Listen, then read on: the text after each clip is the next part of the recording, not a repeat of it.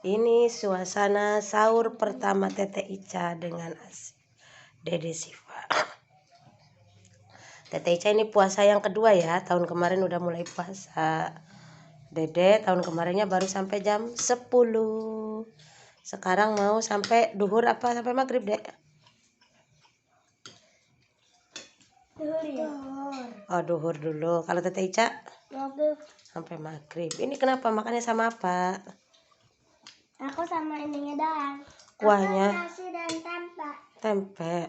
Terus itunya sih dagingnya? Kan enak nggak keras kan? Nggak mau. Enggak. Itu ada sayurannya, ada wortel.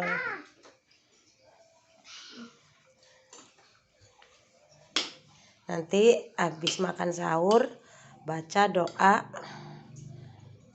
Baca niat puasa.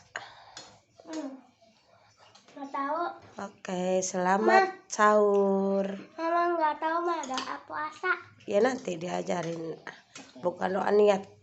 Nawaitu saumal qodi an adai fardu sahri Ramadhani hadhihi sanati fardu lillahi ta'ala. Gitu. Mama,